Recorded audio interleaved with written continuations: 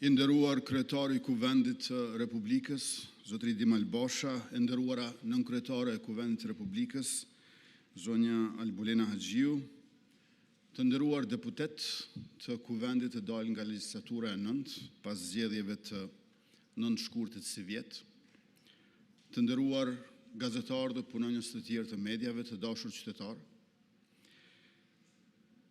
Një arsye logjike sepse komisionet duhet të ngriten si trupat Kuvendit, specifikisht ato të përhershme e që janë 4, bugjeti, legjislacioni, integrimi evropian dhe komunitetet jo shumicë, vjen nga vetë emri i tyre, nga nominalja e tyre. Pra, ky lloj komisioni ka rol të vijueshëm, të qëndrueshëm, që ruhet e nuk ndërron, prandaj edhe quhen të përhershme. Komisione të përhershme të Kuvendit të Republikës. Në një farë mënyre, shteti i pavarur si Republikë Demokratike po na thot, pavarësisht dinamikave që mund të jenë, 4 komisione parlamentare i kam kyçe që të ekzistojnë dhe punojnë. Pra janë të përhershme pikërisht për situatat e zakonshme, e jo të zakonshme, janë qeverit në detyrë, në dorëheqje e fuqiplot. Ato janë komisione funksionale në funksion të ministrive që potencialisht mund të krijohen prej një qeverie që legislativi i voton. Ato prandaj edhe quhen komisione funksionale të Kuvendit të Republikës. Por 4 sosh janë të përhershme. Janë në shtetin ton të ingranuara edhe më thellë se vetë qeveria. Rrjedhimisht, në këso raste, veprojmë me trupat që janë esenciale, e gjendja tani është esenciale për Republikën tonë. E tash kur po i diskutojmë temat esenciale për vijimësitë punëve të shtetit, temat përkojnë pikërisht me fushvërimtarinë e këtyre komisioneve që janë të përhershme. Bugjeti për vitin 2026, bugjeti për Radio Televizionin e Kosovës, bugjeti 2025 për komunat e Prishtinës, Gjilanit e Zubin Potokut, plani i rritjes së Bashkimit Evropian dhe marrëveshjet ndërkombëtare me Bankën Botërore. I nderuar kryetar Basha, të nderuar deputet, le të fillojmë me planin e rritjes së Bashkimit Evropian. Sot po vendosim për miratim projektligjin për ratifikimin e marrëveshjes ndërmjet Republikës Kosovës dhe Bashkimit Evropian mbi aranzhimet për zbatimin e përkrahjes së Unionit për Kosovën në kuadër të instrumentit për reforma dhe rritje, e njohur si marrëveshja për instrumentin për reforma apo plani i rritjes, si dhe projektligjin për ratifikimin e marrëveshjes ndërmjet Republikës Kosovës dhe Bashkimit Evropian për kredin në kuadër të këtij instrumenti.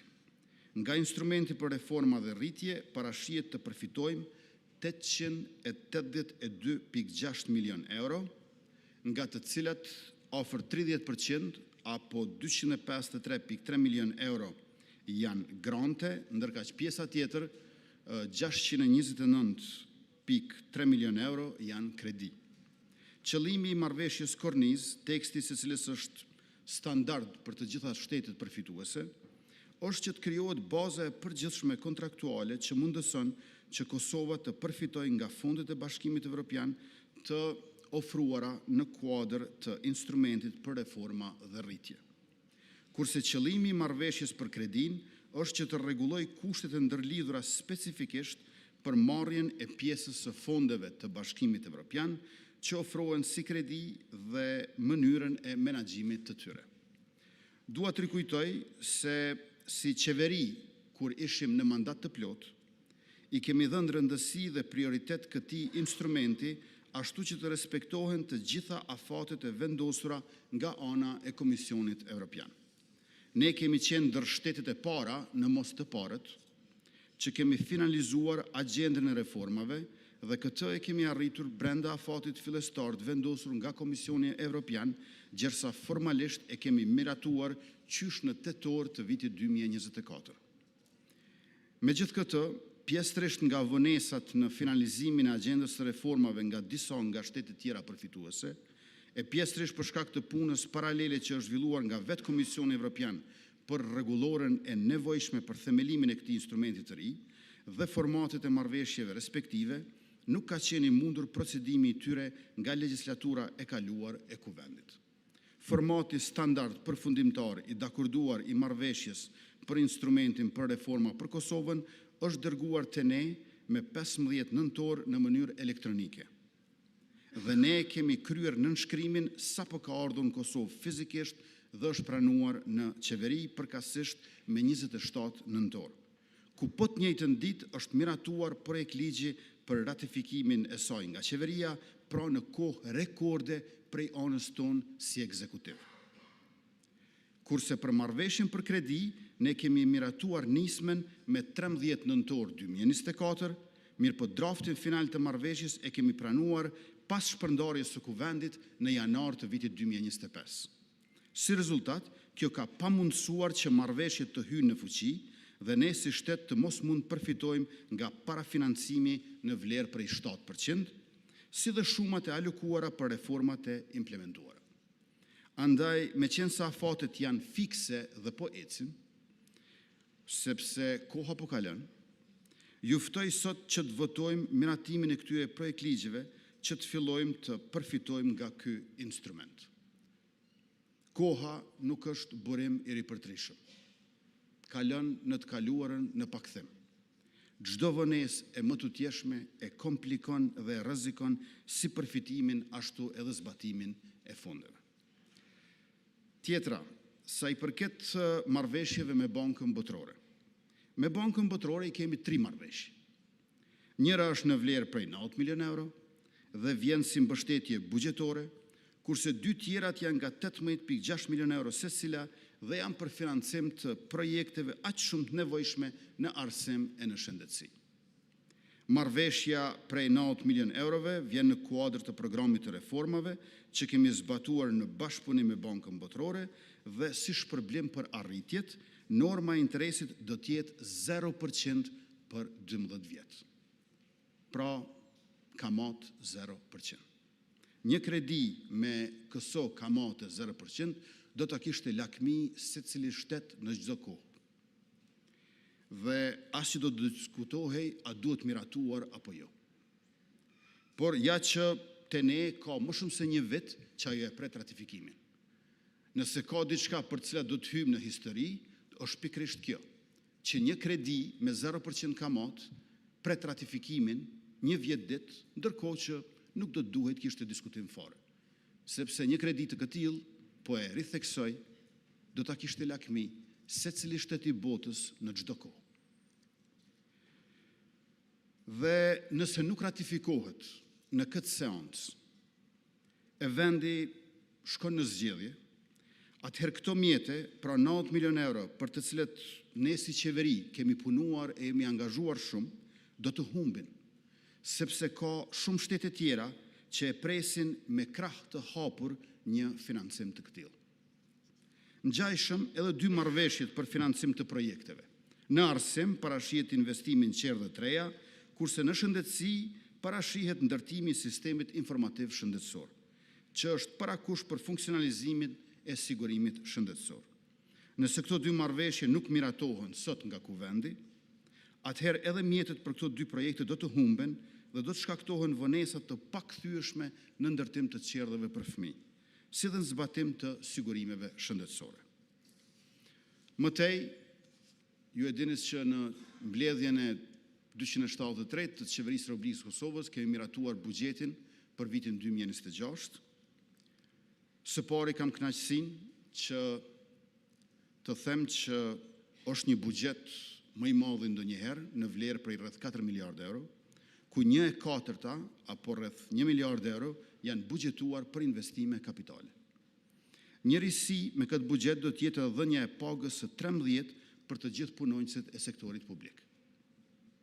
Pra kushdo që punon 12 muaj në sektorin publik me qeverinë që ka sjellur buxhetin për vitin 2026, në fund të vitit do të mund përfitoj edhe pagën e 13. Gjithashtu, është i përfshirë edhe zbatimi rritjes së pagës bazë me 0.5% për çdo vit përvojë pune, për dallim prej asaj që kemi pasur më herët, ku në 15 vitet e para të përvojës së punës zbatohej rritja për gjysmë më e vogël apo vetëm 0.25% për çdo vit përvojë pune. Kjo përkthehet në rritje shtesë për pagën e secilit që punon në sektorin publik, varësisht nga vitet e përvojës së punës.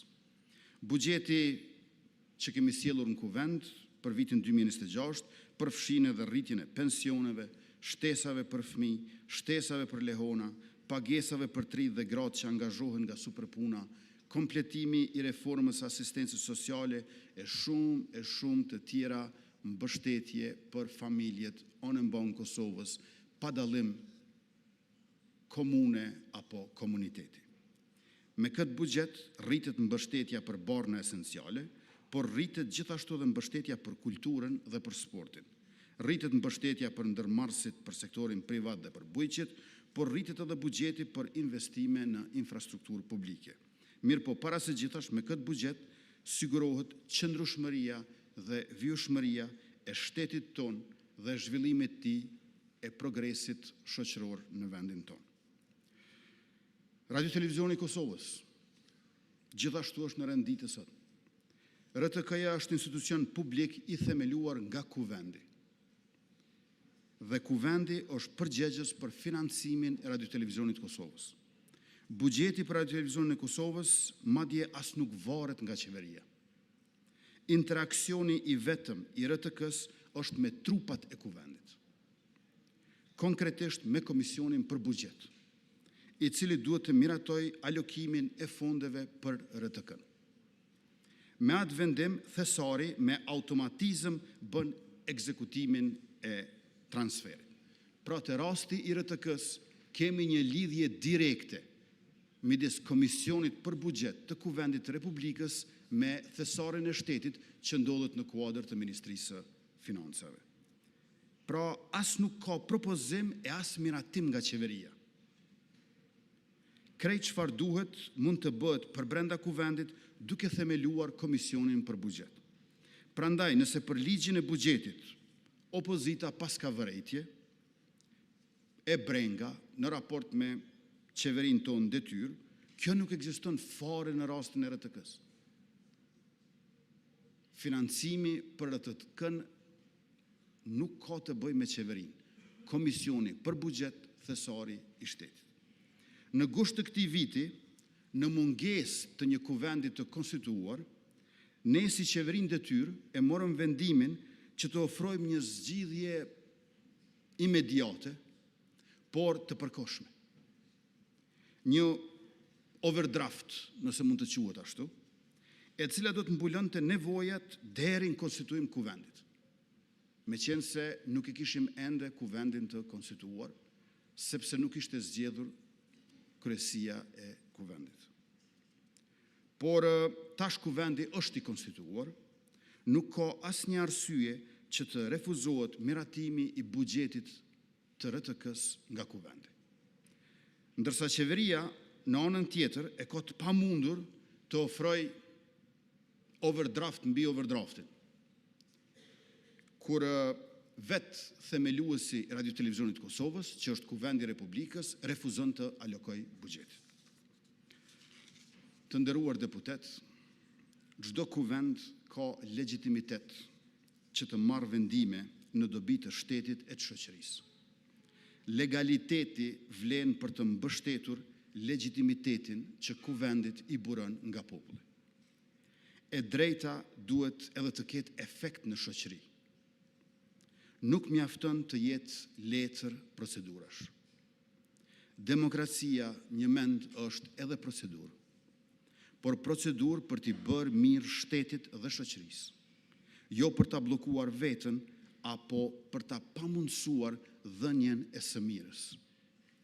I kemi marrëveshjet ndërkombëtare që i ka proceduar Presidentja e Republikës. Ato i duan 80 vota. Kjo nuk ka të bëj me asnjërin prej nesh veç e veç. Nuk ka rrugë tjetër veç se të gjithë bashkë të votojmë. Buxhetet e komunave 2025 duhet gjithashtu të votohen që të bëhen pagesat dhe të lahen borxhet. 3 komunat Kosovës, Prishtina, Gjilani dhe Zubin Potoku, të nderuar deputet dhe ju të tjerë të pranishëm, po operojnë çdo muaj me 1/12 e buxhetit të vitit 2024. Merrni me mend, jemi në prag të vitit 2026 e këto 3 komuna operojnë me 1/12 e buxhetit vitit 2024. Pse të vazhdoj ky kufizim e ky pengim i tyre për projektet e tyre, për qytetarët e tyre e tonë? Buxheti i vitit 2026 që ka propozuar Qeveria e Republikës Kosovës, që është miratuar në mbledhjen tonë, është tejet i rëndësishëm sepse duhet që janari t'i gjejë të gjithë me paga e me rritjet e merituara të cilat burojnë nga rritja ekonomike. Të nderuar deputet, në Kosovë nuk ka krizë ekonomike. Rritja ekonomike në qerekun e dytë si vjet ka qenë 4,58% të bruto produktit vendor. Në këto 4 vite sa isha kryeministër, e tash edhe sa jam kryeministër në detyrë, asnjëherë rritja ekonomike nuk ka qenë në 4%. Rritja mesatare ekonomike është 6%. Prandaj edhe nuk ka protesta të qytetarëve, por ka vetëm ankesa të opozitorëve. Në Kosovë nuk ka krizë ekonomike, po rrezikojmë të kemi krizë sociale, nga kriza buxhetore, financiare, për shkak të keqpërdorimeve të procedurave. Le të mos keqpërdorim procedura. Le të jemi në nivel të përgjegjësisë që kemi si përfaqësues të popullit, por edhe si zyrtar të shtetit. Si dikush që personifikon dhe se ndërton imazhin e shtetit pavarur si Republikë Demokratike. Qëndrimet e subjekteve të cilët nuk janë të pranishme, përbes nuk kanë alibi. Nëse ne, sipas tyre, që kemi vonuar, pse nuk janë këtu për të na lënë neve fajin e popullit buxhetin? Nëse ne që kemi vonuar, pse nuk janë këtu që të na lënë neve fajin e popullit buxhetin? Këtu është vendi për të folur e për të votuar.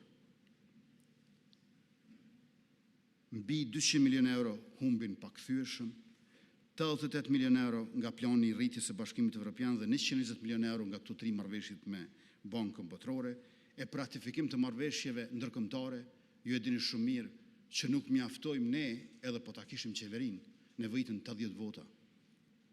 Por interesi publik dhe e mira shoqërore e kërkon që të jemi aty bashkë. Është një çështje tjetër, po të kishte parti opozitare që do të thoshin, nuk duam të marrim kredi nga Bashkia Ndërkombëtare. Që është qëndrim politik. Nuk duam të marrim kredi. Edhe nëse është 0%, nuk duam të marrim kredi. Nuk na nevojiten grantet e Bashkimit Evropian. Nëse do të kishte parti opozitare që do të thoshin këso qëndrimesh politike, unë e kuptoj. Se edhe për marrëveshje ndërkombëtare, pozit dhe opozit mund të dallojnë. Mirë po ata nuk kanë asnjë vërejtje për këtë marrëveshje ndërkombëtare. Cili është kuptimi të bojkotosh votimin e marrëveshjeve ndërkombëtare, ndërkohë që pajtohesh për to? Unë i bëj thirrje edhe një herë të gjithë deputetëve të Kuvendit të Republikës, pa dallim partie, që sot të jemi këtu në Kuvend, ku na ka sjellur populli i Kosovës dhe të votojmë 3 marrëveshjet me Bankën Botërore, marrëveshjen për planin e rritjes së Bashkimit Evropian për vendin tonë, afër 900 milion euro gjithsej. Buxhetin për 3 komunat, Prishtinë, Gjilan, Zubin Potok, buxhetin për vitin 2026, dhe në këtë mënyrë të ecim bashkë përpara. Të gjitha ballafaqimet e ideve që kemi, i zgjidhjeve që japim, le t'i ruajmë për diskutime në fushatën zgjedhore, por gjithashtu edhe për diskutime këtu parlamentare, pse jo. Mirë po, kjo seancë nuk është thjesht një zgjedhje, është një domosdoshmëri edhe më shumë se nevojë nëse duam të jemi ashtu siç na kanë zgjedhur, pra përfaqësues të popullit të Kosovës si burim sovraniteti i shtetit tonë të dashur e të përbashkët. Ju faleminderit.